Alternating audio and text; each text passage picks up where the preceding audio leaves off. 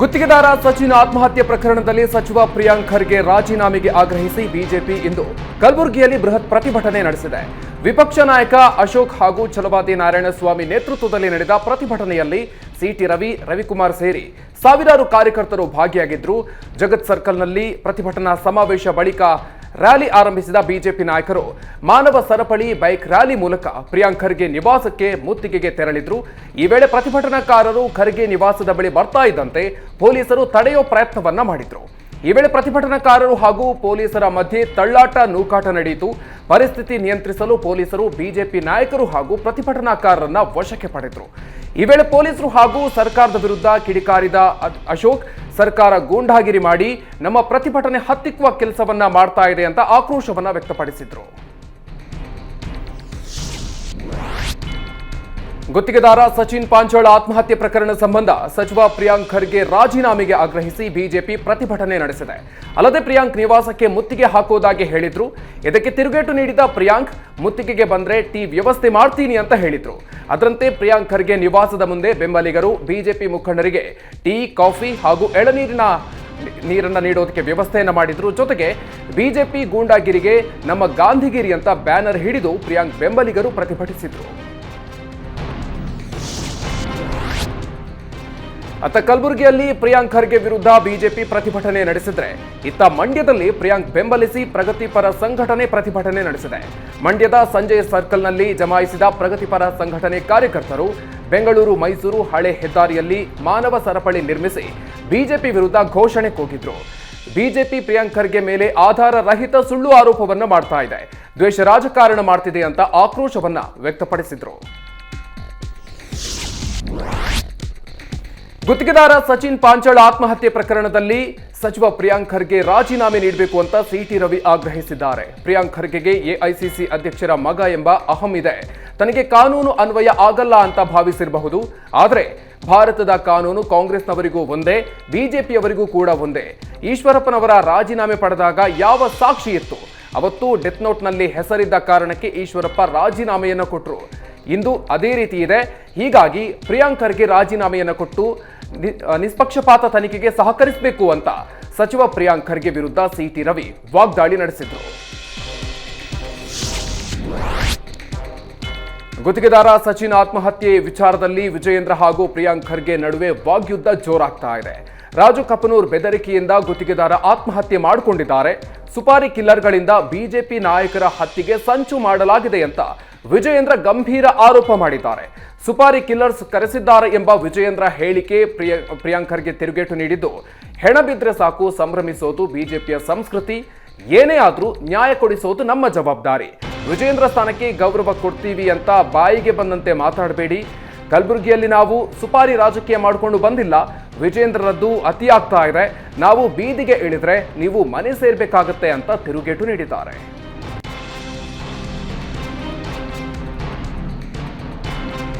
ಗುತ್ತಿಗೆದಾರ ಸಚಿನ್ ಆತ್ಮಹತ್ಯೆ ಪ್ರಕರಣ ಸಂಬಂಧ ಸಚಿವ ಪ್ರಿಯಾಂಕ್ ಖರ್ಗೆ ರಾಜೀನಾಮೆಗೆ ಒತ್ತಾಯಿಸಿ ರಾಮನಗರದಲ್ಲಿ ಬಿಜೆಪಿ ಪ್ರತಿಭಟನೆ ನಡೆಸಿದೆ. ರಾಮನಗರದ ಐಜೂರು ವೃತ್ತದಲ್ಲಿ ಜಮಾಯಿಸಿದ ಬಿಜೆಪಿ ಕಾರ್ಯಕರ್ತರು ಕೆಎಸ್ಆರ್ಟಿಸಿ ಬಸ್ ಮೇಲೆ ಪ್ರಿಯಾಂಕ್ ಖರ್ಗೆ ರಾಜೀನಾಮೆ ಪೋಸ್ಟರ್ ಅಂಟಿಸಿ ಕಿಲ್ಲರ್ ಖರ್ಗೆ ಅಂತ ಘೋಷಣೆ ಕೂಗಿ ಆಕ್ರೋಶವನ್ನ ವ್ಯಕ್ತಪಡಿಸಿದ್ರು. ಗುತ್ತಿಗೆದಾರನ ಆತ್ಮಹತ್ಯೆಗೆ ಕಾರಣವಾದ ಪ್ರಿಯಾಂಕ್ ಖರ್ಗೆ ನೈತಿಕ ಹೊಣೆ ಹೊತ್ತು ರಾಜೀನಾಮೆ ನೀಡಬೇಕು. ರಾಜ್ಯದಲ್ಲಿ ಕೊಲೆಗಡುಕ ಸರ್ಕಾರ ಇದೆ. ಅಧಿಕಾರಿಗಳು ಹಾಗೂ ಗುತ್ತಿಗೆದಾರರ ಸರಣಿ ಸಾವಾಗ್ತಾ ಇದೆ. ಇದಕ್ಕೆ ಸಿದ್ದರಾಮಯ್ಯ ಸರ್ಕಾರ ನೇರ ಹೊಣೆ ಅಂತ ಕಾಂಗ್ರೆಸ್ ವಿರುದ್ಧ ಕಿಡಿಕಾರಿದ್ರು. ಸಚಿವ ಪ್ರಿಯಾಂಕ್ ಖರ್ಗೆ ರಾಜೀನಾಮೆಗೆ ಆಗ್ರಹಿಸಿ ಕಲಬುರಗಿಯಲ್ಲಿ ನಡೆದ ಬಿಜೆಪಿ ಪ್ರತಿಭಟನೆಗೆ ಸಚಿವ ಡಿ ಸುಧಾಕರ್ ಕಿಡಿಕಾರಿದ್ದಾರೆ. ಪ್ರಿಯಾಂಕ್ ಖರ್ಗೆ ಪ್ರಾಮಾಣಿಕತೆ ಹಾಗೂ ದಕ್ಷತೆಯಿಂದ ಕಾರ್ಯನಿರ್ವಹಿಸುತ್ತಿದ್ದಾರೆ. ಆದರೆ ಬಿಜೆಪಿಯವರು ರಾಜಕೀಯಕ್ಕಾಗಿ ಪ್ರತಿಭಟಿಸ್ತಾ ಇದ್ದಾರೆ. ಮೊದಲು ಬಿಜೆಪಿ ಕಾಲದಲ್ಲಿ ಎಷ್ಟು ಕರ್ಮಕಾಂಡ ನಡೆದಿದೆ ಅನ್ನೋದನ್ನ ನೆನಪಿಸಿಕೊಳ್ಳಲಿ. ಈಶ್ವರಪ್ಪ ವಿರುದ್ಧದ ಪ್ರಕರಣದಲ್ಲಿ ಈಶ್ವರಪ್ಪ ವಿರುದ್ಧ ನೇರವಾಗಿ ಆಪಾದನೆ ಬಂದಿತ್ತು. ಆದರೆ ಈ ಪ್ರಕರಣದಲ್ಲಿ ಎಲ್ಲೂ ಕೂಡ ಪ್ರಿಯಾಂಕ್ ಖರ್ಗೆ ಹೆಸರು ಉಲ್ಲೇಖ ಆಗಿಲ್ಲ. ಹೀಗಾಗಿ ಎಸ್ಐಟಿ ತನಿಖೆಯಿಂದ ಪ್ರಕರಣದ ಸತ್ಯಾಂಶ ಹೊರಬರುತ್ತೆ. ಆದರೆ ಬಿಜೆಪಿ ದ್ವೇಷ ರಾಜಕೀಯಕ್ಕಾಗಿ ರಾಜೀನಾಮೆ ಕೇಳೋದು ಸರಿಯಲ್ಲ ಅಂತ ಡಿ ಸುಧಾಕರ್ ಗುಡುಗಿದ್ರು. ಈ ಬಾರಿಯ ಬಜೆಟ್ ಮಂಡಿಸಿದ ಬಳಿಕ ಸಿಎಂ ಸಿದ್ದರಾಮಯ್ಯ ರಾಜೀನಾಮೆ ಕೊಡ್ತಾರೆ ಅಂತ ಬಿಜೆಪಿ ರಾಜ್ಯಾಧ್ಯಕ್ಷ ವಿಜಯೇಂದ್ರ ಹೊಸ ಬಾಂಬ್ ಸಿಡಿಸಿದ್ದಾರೆ. ಸಿಎಂ ಸ್ಥಾನ ಬಿಟ್ಟುಕೊಡೋಕೆ ಸಿದ್ದರಾಮಯ್ಯ ಸಿದ್ಧರಿಲ್ಲ. ಸಿದ್ದರಾಮಯ್ಯರನ್ನ ಮುಂದುವರಿಸಲು ವಿರೋಧಿಗಳಿಗೆ ಇಷ್ಟ ಇಲ್ಲ. ಹೀಗಾಗಿ ಕಾಂಗ್ರೆಸ್ನಲ್ಲಿ ಆಂತರಿಕ ಯುದ್ಧ ಶುರುವಾಗಿದೆ. ಡಿಕೆ ಶಿವಕುಮಾರ್ ಅನುಪಸ್ಥಿತಿಯಲ್ಲಿ ಡಿನ್ನರ್ ಮೀಟಿಂಗ್ ನಡೆಸಿ ರಾಜಕೀಯ ದಾಳ ಉರುಳಿಸೋದಕ್ಕೆ ಸಿಎಂ ಮುನ್ನುಡಿ ಬರೆದಿದ್ದಾರೆ. ಸರ್ಕಾರದಲ್ಲಿ ಸರಿಯಿಲ್ಲ ಅನ್ನೋದಕ್ಕೆ ಈ ಮೀಟಿಂಗ್ ಸಾಕ್ಷಿ. ಇದರ ಜೊತೆಗೆ ಕಾಂಗ್ರೆಸ್ ಆಡಳಿತಕ್ಕೆ ಜನರು ಬೇಸತ್ತಿದ್ದಾರೆ. ಅಧಿಕಾರಕ್ಕೆ ಬಂದಾಗಿನಿಂದ ಕಾಂಗ್ರೆಸ್ ಸಾಧನೆ ಶೂನ್ಯ. ಕಾಮಗಾರಿ, ಗುದ್ದಲಿ ಪೂಜೆ ಏನೂ ಕಾಣ್ತಿಲ್ಲ. ಅವರ ಪಕ್ಷದವರೇ ಆದ ರಾಜು ಕಾಗೆ, ದೇಶಪಾಂಡೆ ಸರ್ಕಾರದ ವೈಫಲ್ಯದ ಬಗ್ಗೆ ಮಾತನಾಡ್ತಾರೆ. ಸಿದ್ದರಾಮಯ್ಯ ಸಿಎಂ ಆದ ಮೇಲೆ ರಾಜ್ಯದಲ್ಲಿ ಸರಣಿ ಆತ್ಮಹತ್ಯೆಗಳು ನಡೀತಾ ಇದೆ ಅಂತ ವಿಜಯೇಂದ್ರ ವಾಗ್ದಾಳಿ ನಡೆಸಿದರು. ಪ್ರಿನ್ಸಸ್ ಎಂಬುದು ಮೊದಲೇ ನಾಮಕರಣ ಆಗಿರೋ ರಸ್ತೆ, ಹೆಸರು ಬದಲಾಯಿಸಿದ್ರೆ ಕಾನೂನು ಹೋರಾಟ ಮಾಡ್ತೀವಿ ಅಂತ ಸಂಸದ ಯದುವೀರ್ ಒಡೆಯರ್ ಹೇಳಿದ್ದಾರೆ. ಪ್ರಿನ್ಸಸ್ ರಸ್ತೆ ಅರಮನೆಗೆ ಸಂಬಂಧಪಟ್ಟಿಲ್ಲ, ಆದರೆ ಮೈಸೂರು ಕರ್ನಾಟಕಕ್ಕೆ ಸಂಬಂಧಪಟ್ಟಿದೆ. ಹೀಗಾಗಿ ಹೆಸರು ಬದಲಿಸದಂತೆ ನಡೀತಾ ಇರುವ ಹೋರಾಟಕ್ಕೆ ನನ್ನ ಬೆಂಬಲ ಇದೆ. ಸಮಾಜದ ಹಿತಕ್ಕಾಗಿ ಪ್ರಿನ್ಸಸ್ ಹೆಸರು ಇಡಲಾಗಿದೆ. ಹೆಸರು ಬದಲಾಯಿಸಲು ಮುಖ್ಯ ಕಾರಣ ಇರಬೇಕು. ಅದನ್ನು ಬಿಟ್ಟು ಅವರದ್ದೇ ಆದ ಇತಿಹಾಸ ಸೃಷ್ಟಿಸಿದ್ರೆ ಅದು ತಪ್ಪು. ಕಾನೂನಿಗೆ ತಕ್ಕಂತೆ ನೀತಿ ನಿಯಮಗಳೊಂದಿಗೆ ಕೆಲಸವನ್ನ ಮಾಡಿ ಅಂತ ಯದುವೀರ್ ಎಚ್ಚರಿಕೆ ನೀಡಿದ್ದಾರೆ. ಮೈಸೂರಿನಲ್ಲಿ ಪ್ರಿನ್ಸಸ್ ರಸ್ತೆಗೆ ಸಿಎಂ ಸಿದ್ದರಾಮಯ್ಯ ಹೆಸರಿಡುವ ವಿಚಾರ ರಾಜಕೀಯ ಜಟಾಪಟಿಗೆ ವೇದಿಕೆಯಾಗ್ತಾ ಇದೆ. ಈ ಬಗ್ಗೆ ಕೇಂದ್ರ ಸಚಿವ ಕುಮಾರಸ್ವಾಮಿ ಪ್ರತಿಕ್ರಿಯೆ ನೀಡಿದ್ದು, ಮುಡಾ ವಿವಾದದ ಕೆಸರೆ ಗ್ರಾಮಕ್ಕೆ ಸಿಎಂ ಹೆಸರಿಡಲಿ ಅಂತ ಲೇವಡಿ ಮಾಡಿದ್ದಾರೆ. ರಸ್ತೆಗೆ ಹೆಸರಿಡುವ ವಿಚಾರದಲ್ಲಿ ಸಿದ್ದರಾಮಯ್ಯ ತಮ್ಮ ಬೆಂಬಲಿಗರನ್ನ ಛೂ ಬಿಟ್ಟಿದ್ದು ಜಾಣ ಮೌನ ವಹಿಸಿದ್ದಾರೆ. ಇಡೀ ಕರ್ನಾಟಕಕ್ಕೆ ಸಿದ್ದರಾಮಯ್ಯ ಅವರು ಬಹಳ ದೊಡ್ಡ ಕೊಡುಗೆ ಕೊಟ್ಟಿದ್ದಾರೆ. ಈ ರಾಜ್ಯಕ್ಕೂ ಅವರ ಹೆಸರೇ ಇಟ್ಟು ಬಿಡ್ಲಿ. ಮಹಾರಾಜ ಮನೆತನಕ್ಕೆ ಸರ್ಕಾರ ಅಪಮಾನ ಯಾಕೆ ಮಾಡ್ತಾ ಇದೆ? ಸಿದ್ದರಾಮಯ್ಯ ಹೆಸರಿನ ರಾಜಕಾರಣ ಮಾಡೋದನ್ನ ನಿಲ್ಲಿಸಬೇಕು. ಮೈಸೂರಿಗೆ ನನ್ನ ಅವಧಿಯಲ್ಲೂ ಕೂಡ ಬಹಳ ಕೊಡುಗೆ ಕೊಟ್ಟಿದ್ದೀನಿ, ಹಾಗಂತ ನನ್ನ ಹೆಸರಿಡಿ ಅಂತ ಕೇಳೋದಿಕ್ಕಾಗತ್ತಾ ಅಂತ ಕುಮಾರಸ್ವಾಮಿ ವಾಗ್ದಾಳಿ ನಡೆಸಿದ್ರು.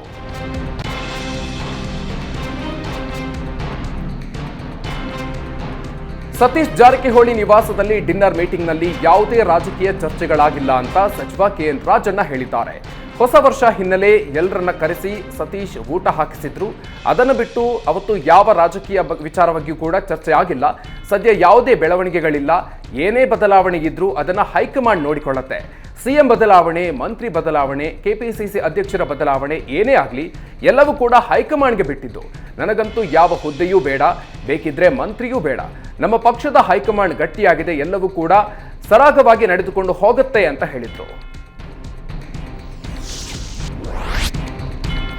ತಮ್ಮ ವಿರುದ್ಧ ಯತ್ನಾಳ್ ಸೇರಿ ಹಲವು ನಾಯಕರು ಅಸಮಾಧಾನಗೊಂಡಿರುವ ಬಗ್ಗೆ ವಿಜಯೇಂದ್ರ ಪ್ರತಿಕ್ರಿಯೆ ನೀಡಿದ್ದಾರೆ. ನಾನು ಬಿಜೆಪಿ ರಾಜ್ಯಾಧ್ಯಕ್ಷನಾಗಿ 1 ವರ್ಷ ಕಳೆದಿದೆ.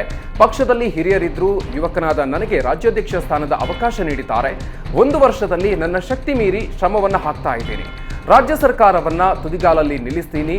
ಪಕ್ಷದಲ್ಲಿ ಎಲ್ಲರನ್ನೂ ಕೂಡ ವಿಶ್ವಾಸಕ್ಕೆ ತೆಗೆದುಕೊಂಡಿದ್ದೀನಿ. ಯಾರು 2-3 ಮಾತನಾಡ್ತಾ ಇದ್ದಾರೆ, ಅವರನ್ನು ವಿಶ್ವಾಸಕ್ಕೆ ತೆಗೆದುಕೊಳ್ತೀನಿ. ದೆಹಲಿ ಭೇಟಿ ಸಂದರ್ಭದಲ್ಲಿ ಗೃಹ ಸಚಿವ ಅಮಿತ್ ಶಾ ಹಾಗೂ ನಡ್ಡಾ ಅವರ ಮುಂದೆ ಪಕ್ಷದ ವಾಸ್ತವಿಕ ವಿಚಾರವನ್ನ ತೆರೆದಿಟ್ಟಿದ್ದೀನಿ. ಗೊಂದಲಗಳನ್ನ ವರಿಷ್ಠರು ಸರಿಪಡಿಸ್ತಾರೆ. ರಾಜಕೀಯ ವ್ಯವಸ್ಥೆಯಲ್ಲಿ ಇವೆಲ್ಲವೂ ಕೂಡ ಸಹಜ. ಎಲ್ಲವನ್ನು ಕೂಡ ಸರಿಪಡಿಸಿಕೊಂಡು ಹೋಗುವಂತ ಶಕ್ತಿ ನನಗೆ ಇದೆ ಅಂತ ವಿಜಯೇಂದ್ರ ಹೇಳಿದರು. ಬಸ್ ಟಿಕೆಟ್ ದರ ಏರಿಕೆ ಬೆನ್ನಲ್ಲೇ ಸಿಲಿಕಾನ್ ಸಿಟಿ ಮಂದಿಗೆ ಕಾವೇರಿ ನೀರಿನ ದರ ಏರಿಕೆ ಬಿಸಿ ತಟ್ಟಲಿದೆ. ಕಾವೇರಿ ನೀರು ದರ ಪರಿಷ್ಕರಣೆ ಸಂಬಂಧ ಬೆಂಗಳೂರು ನಗರಾಭಿವೃದ್ಧಿ ಸಚಿವ ಡಿಕೆ ಶಿವಕುಮಾರ್ ನೇತೃತ್ವದಲ್ಲಿ ಮೀಟಿಂಗ್ ನಡೆಯಲಿದೆ. ಸಭೆಯಲ್ಲಿ ಗೃಹ ಮತ್ತು ಗೃಹೇತರ ನೀರಿನ ಗ್ರಾಹಕರು ಭಾಗಿಯಾಗಲಿದ್ದು, ಎಲ್ಲರ ಸಲಹೆ ಪಡೆದು ಬಳಿಕ ನೀರಿನ ದರ ಏರಿಕೆ ಪಟ್ಟಿ ಘೋಷಣೆ ಮಾಡಲಿದ್ದಾರೆ.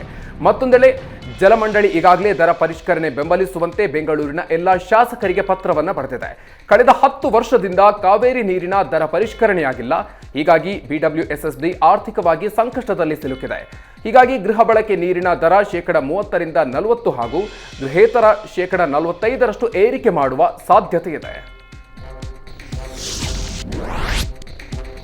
ಹಾಲು, ಪೆಟ್ರೋಲ್, ಬಸ್ ದರ ಏರಿಕೆ ಮಾಡ್ತಾ ಇರುವ ರಾಜ್ಯ ಸರ್ಕಾರದ ನಿರ್ಧಾರಕ್ಕೆ ಸಂಸದ ಯದುವೀರ್ ಒಡೆಯರ್ ಬೇಸರ ವ್ಯಕ್ತಪಡಿಸಿದ್ದಾರೆ. ಕಾಂಗ್ರೆಸ್ನವರು ಗ್ಯಾರಂಟಿ ಮೇಲೆ ಚುನಾವಣೆ ಗೆದ್ದಿದ್ದಾರೆ. ಮಾತಿಗೆ ತಕ್ಕಂತೆ ನಡೆದುಕೊಳ್ಳಬೇಕು. ಆರ್ಥಿಕ ದೃಷ್ಟಿಯಲ್ಲಿ ಪರಿಶೀಲನೆಯನ್ನ ಮಾಡಬೇಕು. ಅದನ್ನು ಬಿಟ್ಟು ಜನಸಾಮಾನ್ಯರಿಗೆ ತೊಂದರೆ ಆಗುವಂತೆ ಬೆಲೆ ಏರಿಕೆ ಮಾಡೋದು ಸರಿಯಲ್ಲ. ಗ್ಯಾರಂಟಿಯಿಂದಾಗಿ ಬೇರೆ ಕಡೆಯಿಂದ ಹಣ ಉತ್ಪಾದನೆ ಮಾಡ್ತಿದ್ದಾರೆ. ನಾವು ಸಮಾಜದ ಹಿತಕ್ಕಾಗಿ ಕೆಲಸವನ್ನ ಮಾಡಬೇಕು. ಸರ್ಕಾರದ ನಿರ್ಧಾರದಿಂದ ಜನರಿಗೆ ಹೊರೆ ಆಗಬಾರದು ಅಂತ ಹೇಳಿದರು. ಬಸ್ ಟಿಕೆಟ್ ದರ ಖಂಡಿಸಿ ದಾವಣಗೆರೆ ಹಾಗೂ ಹೊನ್ನಾಳಿಯಲ್ಲಿ ಬಿಜೆಪಿ ಬೃಹತ್ ಪ್ರತಿಭಟನೆಯನ್ನು ನಡೆಸಿದೆ. ರಾಜ್ಯ ಸರ್ಕಾರ ಜನಸಾಮಾನ್ಯರಿಗೆ ಬೆಲೆ ಏರಿಕೆ ಬರೆ ಎಳಿತಾ ಇದೆ. ಬಸ್ ದರ ಏರಿಕೆ ಹಾಗೂ ಹಾಲಿನ ದರ ಏರಿಕೆಯಿಂದ ಸಾರ್ವಜನಿಕರಿಗೆ ಹೊರೆಯಾಗ್ತಾ ಇದೆ. ಸರ್ಕಾರ ತನ್ನ ಗ್ಯಾರಂಟಿ ಯೋಜನೆಯ ಲಾಸ್ ತುಂಬಿಸಿಕೊಳ್ಳೋದಕ್ಕೆ ನಾಗರಿಕರ ಮೇಲೆ ಹೊರೆಯನ್ನು ಹೊರಿಸ್ತಾ ಇದೆ. ಸರ್ಕಾರ ದಿವಾಳಿಯತ್ತ ಸಾಗ್ತಿದೆ ಅಂತ ರಾಜ್ಯ ಸರ್ಕಾರದ ವಿರುದ್ಧ ಘೋಷಣೆ ಕೂಗಿ ಬಿಜೆಪಿ ಕಾರ್ಯಕರ್ತರು ಆಕ್ರೋಶವನ್ನು ವ್ಯಕ್ತಪಡಿಸಿದರು.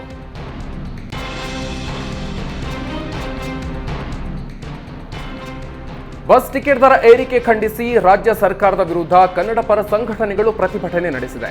ಚಾಮರಾಜನಗರ ಬಸ್ ನಿಲ್ದಾಣದ ಬಳಿ ತಮಟೆ ಚಳುವಳಿ ನಡೆಸಿದ ಕನ್ನಡ ಪರ ಸಂಘಟನೆಗಳು ಕಾಂಗ್ರೆಸ್ ಸರ್ಕಾರ ಬಂದಾಗಿನಿಂದಲೂ ಬೆಲೆ ಏರಿಕೆಯಾಗ್ತಾ ಇದೆ, ಮಹಿಳೆಯರಿಗೆ ಉಚಿತ ಕೊಟ್ಟು ಪುರುಷರಿಗೆ ಬರೆ ಇಳಿತಾ ಇದ್ದಾರೆ, ಬಸ್ ದರ ಇಳಿಸದೇ ಇದ್ರೆ ಉಗ್ರ ಹೋರಾಟ ಮಾಡ್ತೀವಿ ಅಂತ ಕನ್ನಡ ಪರ ಸಂಘಟನೆಗಳು ಸರ್ಕಾರಕ್ಕೆ ಎಚ್ಚರಿಕೆ ನೀಡಿದೆ. ಅಂಬೇಡ್ಕರ್ ವಿರುದ್ಧ ಕೇಂದ್ರ ಗೃಹ ಸಚಿವ ಅಮಿತ್ ಶಾ ಹೇಳಿಕೆ ಖಂಡಿಸಿ ಜನವರಿ 6ರಂದು ಕೊಪ್ಪಳ ಬಂದ್ಗೆ ಕರೆ ನೀಡಲಾಗಿದೆ. ವಿವಿಧ ಸಂಘಟನೆಗಳು ಕೊಪ್ಪಳ ಬಂದ್ ಮಾಡಿ ಪ್ರತಿಭಟನೆ ನಡೆಸುವುದಾಗಿ ಘೋಷಿಸಿದೆ. ಅಮಿತ್ ಶಾ ರಾಜೀನಾಮೆ ನೀಡೋವರೆಗೂ ಹೋರಾಟ ಮಾಡೋದಾಗಿ ಎಚ್ಚರಿಕೆ ನೀಡಿದ್ದಾರೆ. ಬಂದ್ ವೇಳೆ ಬೆಳಗ್ಗೆ ಬೃಹತ್ ಬೈಕ್ ಜಾಥಾ ಕೂಡ ಆಯೋಜಿಸಲಾಗಿದೆ. ಕೊಪ್ಪಳದ ಹಿರೇಬೆಣಕಲ್ ಅಣುಸ್ಥಾವರ ನಿರ್ಮಾಣಕ್ಕೆ ಭೂಮಿ ಸರ್ವೆ ನಡೆಸಲಾಗಿದೆ. ಆದರೆ ಹಿರೇಬೆಣಕಲ್ನಲ್ಲಿ ಅಣುಸ್ಥಾವರ ನಿರ್ಮಾಣ ವಿರೋಧಿಸಿ ವಿವಿಧ ಸಂಘಟನೆಗಳು ಹೇಮಗುಡ್ಡ ಟೋಲ್ ಬಳಿ ಬೃಹತ್ ಪ್ರತಿಭಟನೆಯನ್ನು ನಡೆಸಿದೆ. ಟೋಲ್ಗೇಟ್ ಮುಂದೆ ರಸ್ತೆ ತಡೆ ನಡೆಸಿ ಪ್ರತಿಭಟನೆ ನಡೆಸಿ ಅಣುಸ್ಥಾವರ ನಿರ್ಮಾಣ ಮಾಡದಂತೆ ಎಚ್ಚರಿಕೆ ನೀಡಿದ್ರು. ಪ್ರತಿಭಟನೆಯಲ್ಲಿ ಮಾಜಿ ಸಚಿವ ಮಲ್ಲಿಕಾರ್ಜುನ ನಾಗಪ್ಪ, ಕಲ್ಮಠದ ಸ್ವಾಮೀಜಿ ಸೇರಿ ಹಲವರು ಭಾಗಿಯಾಗಿದ್ರು. ಈ ವೇಳೆ ಪ್ರತಿಭಟನೆ ತೀವ್ರಗೊಂಡು ಪ್ರತಿಭಟನಾಕಾರರು ಭತ್ತದ ಹುಲ್ಲಿಗೆ ಬೆಂಕಿ ಹಚ್ಚೋದಕ್ಕೆ ಮುಂದಾದರು. ಕೂಡಲೇ ಪೊಲೀಸರು ಪರಿಸ್ಥಿತಿಯನ್ನ ನಿಯಂತ್ರಿಸಿ ಪ್ರತಿಭಟನಾಕಾರರನ್ನ ವಶಕ್ಕೆ ಪಡೆದರು. ಚನ್ನಗಿರಿ ತಾಲೂಕಿನ ಗ್ರಾಮೀಣ ಪ್ರದೇಶದಲ್ಲಿ ಅಕ್ರಮ ಮದ್ಯ ಮಾರಾಟ ಖಂಡಿಸಿ ಪ್ರತಿಭಟನೆ ನಡೆಸಲಾಗ್ತಾ ಇದೆ. ದಲಿತ ಸಂಘರ್ಷ ಸಮಿತಿ ನೇತೃತ್ವದಲ್ಲಿ ಹೊಸಹಳ್ಳಿ ಗ್ರಾಮಸ್ಥರು ಅಬಕಾರಿ ನಿರೀಕ್ಷಕರ ಕಚೇರಿ ಮುಂದೆ ಅನಿರ್ದಿಷ್ಟಾವಧಿ ಪ್ರತಿಭಟನೆಯನ್ನು ನಡೆಸ್ತಾ ಇದ್ದಾರೆ. ಚನ್ನಗಿರಿ ತಾಲೂಕಿನ ಹಳ್ಳಿಗಳಲ್ಲಿ ಅಕ್ರಮ ಮದ್ಯ ಮಾರಾಟ ಆಗ್ತಾ ಇದೆ. ಸಣ್ಣ ಪುಟ್ಟ ಗ್ರಾಮಗಳಲ್ಲಿ ಗುತ್ತಿಗೆ ಪದ್ಧತಿಯಲ್ಲಿ ಮದ್ಯ ಮಾರಾಟ ಆಗ್ತಾ ಇದೆ. ಇದರಿಂದ ಗ್ರಾಮದ ಯುವಕರು ಮದ್ಯದ ದಾಸರಾಗ್ತಾ ಇದ್ದಾರೆ. ಕೆಲ ಕಡೆ ಲೈಸೆನ್ಸ್ ಇಲ್ಲದೇ ಇದ್ರೂ ಕೂಡ ಅಕ್ರಮವಾಗಿ ಮದ್ಯ ಮಾರಾಟ ಮಾಡ್ತಾ ಇದ್ದಾರೆ. ಕೆಲ ಅಬಕಾರಿ ಅಧಿಕಾರಿಗಳಿಗೆ ಈ ಬಗ್ಗೆ ಗೊತ್ತಿದ್ರೂ ಕೂಡ ಜಾಣ ಮೌನ ವಹಿಸಿದ್ದಾರೆ. ಅಕ್ರಮ ಮದ್ಯ ನಿಲ್ಲೋವರೆಗೂ ಕೂಡ ನಮ್ಮ ಹೋರಾಟ ನಿರಂತರವಾಗಿರುತ್ತೆ ಅಂತ ಆಕ್ರೋಶವನ್ನು ವ್ಯಕ್ತಪಡಿಸಿದ್ದಾರೆ. ಅತ್ಯಾಚಾರ ಆರೋಪ ಪ್ರಕರಣದಲ್ಲಿ ಜೈಲು ಸೇರಿರುವ ಪ್ರಜ್ವಲ್ ರೇವಣ್ಣರನ್ನ ಇಂದು ಜನಪ್ರತಿನಿಧಿಗಳ ವಿಶೇಷ ನ್ಯಾಯಾಲಯದ ಮುಂದೆ ಹಾಜರುಪಡಿಸಲಾಗಿತ್ತು. ಪ್ರಜ್ವಲ್ ಪ್ರಕರಣದ ತನಿಖೆ ನಡೆಸ್ತಾ ಇರುವ ಎಸ್ಐಟಿ ದೋಷಾರೋಪ ಪಟ್ಟಿ ಸಿದ್ಧಪಡಿಸಿ ಕೋರ್ಟ್ ಮುಂದೆ ಹಾಜರುಪಡಿಸಿತ್ತು. ಇಂದಿನ ವಾದ ಪ್ರತಿವಾದದ ಬಳಿಕ ಮುಂದಿನ ವಿಚಾರಣೆಯನ್ನ ಜನವರಿ 6ಕ್ಕೆ ಮುಂದೂಡಿ ಕೋರ್ಟ್ ಆದೇಶ ನೀಡಿತು. ಮುಂದಿನ ವಿಚಾರಣೆ ವೇಳೆಯೂ ಪ್ರಜ್ವಲ್ ರೇವಣ್ಣರನ್ನ ಖುದ್ದು ಹಾಜರಿಗೆ ಸೂಚನೆ ನೀಡಿದೆ. 6 ತಿಂಗಳಿನಿಂದ ಜೈಲಿನಲ್ಲಿ ಇರುವ ಪ್ರಜ್ವಲ್ ರೇವಣ್ಣ ಜಾಮೀನು ಪಡೆಯೋದಕ್ಕೆ ಯತ್ನಿಸ್ತಾ ಇದ್ರೆ ಎಸ್ಐಟಿ ಚಾರ್ಜ್ ಫ್ರೀ ಮಾಡಿ ಟ್ರಯಲ್ ಆರಂಭ ಮಾಡಿದೆ.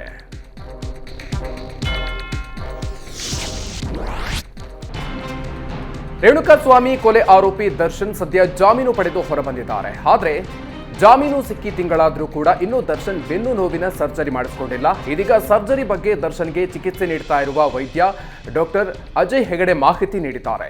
ಕೆಲವೇ ದಿನಗಳಲ್ಲಿ ದರ್ಶನ್ಗೆ ಆಪರೇಷನ್ ಆಗುತ್ತೆ. ಆದರೆ ಆಪರೇಷನ್ ಆದ 2 ತಿಂಗಳು ಫೈಟ್ ಸೀನ್ ಮಾಡೋ ಹಾಗಿಲ್ಲ, ಕೇವಲ ಚಿತ್ರೀಕರಣದಲ್ಲಿ ಮಾತ್ರ ಭಾಗಿಯಾಗಬಹುದು ಅಂತ ಹೇಳಿದ್ದಾರೆ. ಬಹುತೇಕ ಮೈಸೂರಿನಲ್ಲಿ ಆಪರೇಷನ್ ನಡೆಯುವ ಸಾಧ್ಯತೆ ಇದೆ. ಸದ್ಯ ಅರ್ಧಕ್ಕೆ ನಿಂತಿರುವ ಶೂಟಿಂಗ್ ಫೆಬ್ರವರಿಯಲ್ಲಿ ಆರಂಭ ಆಗಲಿದ್ದು, ಶೂಟಿಂಗ್ ಮುನ್ನ ದರ್ಶನ್ ಆಪರೇಷನ್ ಮಾಡಿಸಲಿದ್ದಾರೆ. ಇಡಿ ಅಧಿಕಾರಿಗಳು ಅಂತ ಹೇಳಿಕೊಂಡು ಉದ್ಯಮಿ ಮನೆಯೊಂದರಲ್ಲಿ ಖದೀಮರು ಬರೋಬ್ಬರಿ 30 ಲಕ್ಷ ಹಣ ದೋಚಿದ್ದಾರೆ. ಬಂಟ್ವಾಳ ತಾಲೂಕಿನ ಬೋಳಂತೂರು ಸಮೀಪದ ನಾರ್ಷ ಎಂಬಲ್ಲಿ ಘಟನೆಯಾಗಿದೆ. ಉದ್ಯಮಿ ಸುಲೈಮಾನ್ ಹಾಜಿ ಅನ್ನೋರ ಮನೆಗೆ ತಡರಾತ್ರಿ ತಮಿಳುನಾಡು ಮೂಲದ ಕಾರ್ನಲ್ಲಿ ನಕಲಿ ಇಡಿ ಅಧಿಕಾರಿಗಳು ಎಂಟ್ರಿ ಕೊಟ್ಟಿದ್ದಾರೆ. ನಾವು ಇಡಿ ಅಧಿಕಾರಿಗಳು ಅಂತ ನಂಬಿಸಿ ಸುಮಾರು 2 ಗಂಟೆಗಳ ಕಾಲ ಮನೆಯಲ್ಲಿ ಶೋಧ ಕಾರ್ಯವನ್ನ ನಡೆಸಿದ್ರು. ಈ ಸಂದರ್ಭದಲ್ಲಿ ಮನೆಯಲ್ಲಿದ್ದ ಸುಮಾರು 30 ಲಕ್ಷವನ್ನ ದೋಚಿ ಎಸ್ಕೇಪ್ ಆಗಿದ್ದಾರೆ. ಬಂದವರು ಯಾವುದೇ ನೋಟಿಸ್ ನೀಡದೆ ಹಣ ತೆಗೆದುಕೊಂಡು ಹೋಗಿದ್ದಕ್ಕೆ ಅನುಮಾನಗೊಂಡ ಉದ್ಯಮಿ ಸುಲೈಮಾನ್ ಪೊಲೀಸರಿಗೆ ಕೂಡಲೇ ಮಾಹಿತಿಯನ್ನು ಕೊಟ್ಟಿದ್ದಾರೆ. ಕೂಡಲೇ ದಕ್ಷಿಣ ಕನ್ನಡ ಜಿಲ್ಲಾ ಎಸ್ಪಿ ಯತೀಶ್ ಭೇಟಿ ನೀಡಿ ಪರಿಶೀಲನೆ ನಡೆಸಿದ್ದಾರೆ.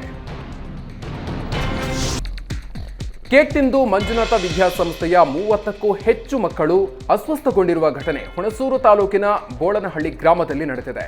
ನ್ಯೂ ಇಯರ್ ದಿನ ಕಟ್ ಮಾಡಿ ಉಳಿದಿದ್ದ ಕೇಕ್ ಅನ್ನ 2 ದಿನದ ನಂತರ ಮಕ್ಕಳಿಗೆ ಕೊಟ್ಟಿದ್ದಾರೆ ಎನ್ನಲಾಗ್ತಾ ಇದೆ. ಹೀಗಾಗಿ ಕೇಕ್ ತಿಂದ ಬಳಿಕ ಮಕ್ಕಳಲ್ಲಿ ವಾಂತಿ ಭೇದಿ ಉಲ್ಬಣಿಸಿದೆ. ಸದ್ಯ ಅಸ್ವಸ್ಥ ಮಕ್ಕಳನ್ನ ಬೋಳನಹಳ್ಳಿಯ ಆಯುಷ್ಮಾನ್ ಆರೋಗ್ಯ ಕೇಂದ್ರಕ್ಕೆ ದಾಖಲಿಸಲಾಗಿದ್ದು ಚಿಕಿತ್ಸೆ ನೀಡಲಾಗ್ತಾ ಇದೆ.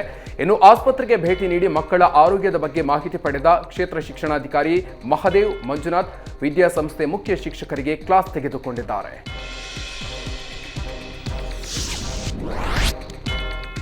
ಮಹಿಳೆ ತೆರಳಬೇಕಿದ್ದ ಸ್ಥಳ ಬಿಟ್ಟು ಬೇರೆ ಕಡೆಗೆ ಕರೆದೊಯ್ಯೋದಕ್ಕೆ ಯತ್ನಿಸಿದ್ದ ಆಟೋ ಚಾಲಕನನ್ನು ಪೊಲೀಸರು ಬಂಧನ ಮಾಡಿದ್ದಾರೆ. ರಾತ್ರಿ ವೇಳೆ ಮಹಿಳೆಯೊಬ್ಬರು ಹೊರಮಾವಿನಿಂದ ಥಣಿಸಂದ್ರಕ್ಕೆ ತೆರಳೋದಕ್ಕೆ ನಮ್ಮ ಯಾತ್ರಿ ಆಟೋ ಬುಕ್ ಹೋಗ್ತಾ ಇದ್ರು.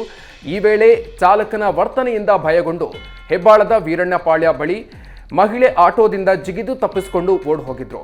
ಬಳಿಕ ಆಟೋ ಚಾಲಕನ ವಿರುದ್ಧ ಅಮೃತಹಳ್ಳಿ ಪೊಲೀಸ್ ಠಾಣೆಗೆ ದೂರನ್ನ ನೀಡಿದ್ರು. ಇದೀಗ ಪೊಲೀಸರು ಆರೋಪಿ ಆಟೋ ಚಾಲಕ ಸುನಿಲ್ ಅನ್ನೋನನ್ನ ಬಂಧಿಸಿ ವಿಚಾರಣೆ ಮುಂದುವರೆಸಿದ್ದಾರೆ.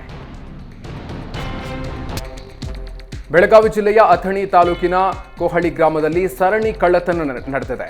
ಮನೆಗಳಲ್ಲಿ ಯಾರೂ ಇಲ್ಲದ ಸಂದರ್ಭದಲ್ಲಿ ಮನೆಗಳಿಗೆ ನುಗ್ಗಿದ ಖದೀಮರು ಮನೆಯ ಬೀಗ ಒಡೆದು ಮನೆಯಲ್ಲಿದ್ದ ಹಣವನ್ನು ದೋಚಿ ಪರಾರಿಯಾಗಿದ್ದಾರೆ. 3 ಮನೆಗಳಲ್ಲಿ ಕಳ್ಳತನ ಆಗಿದ್ದು ಸುಮಾರು 1 ಲಕ್ಷಕ್ಕೂ ಅಧಿಕ ಹಣ ಕಳ್ಳತನ ಆಗಿದೆ. ಸ್ಥಳಕ್ಕೆ ಐಗಳಿ ಪೊಲೀಸರು ಭೇಟಿ ನೀಡಿ ಪರಿಶೀಲನೆ ನಡೆಸಿದರು. ಐಗಳಿ ಪೊಲೀಸ್ ಠಾಣೆಯಲ್ಲಿ ಪ್ರಕರಣ ದಾಖಲಾಗಿದೆ.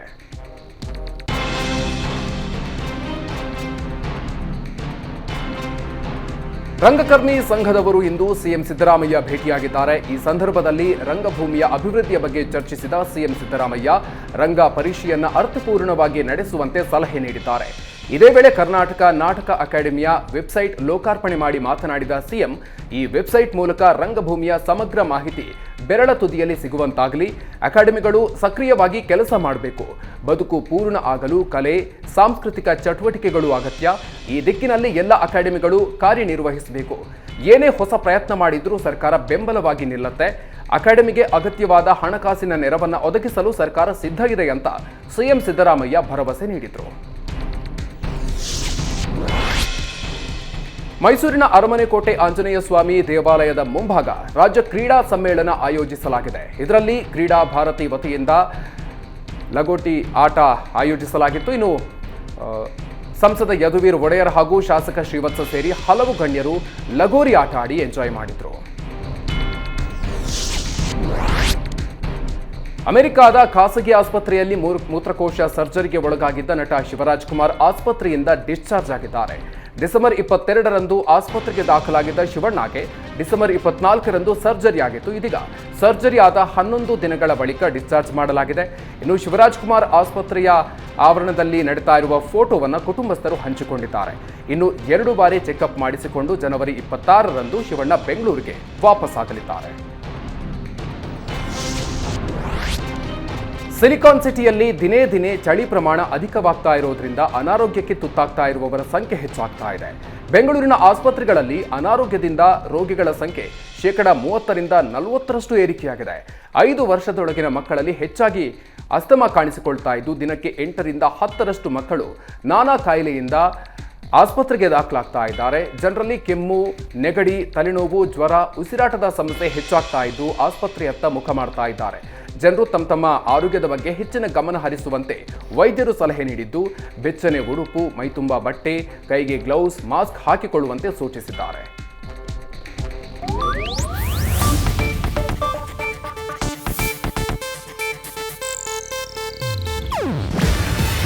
ಇದು ಏಷ್ಯಾನೆಟ್ ನ್ಯೂಸ್ ನೆಟ್ವರ್ಕ್ ಪ್ರಸ್ತುತಿ. ನೀವು ನೋಡ್ತಿದ್ದೀರಾ ಏಷ್ಯಾನೆಟ್ ಸುವರ್ಣ ನ್ಯೂಸ್.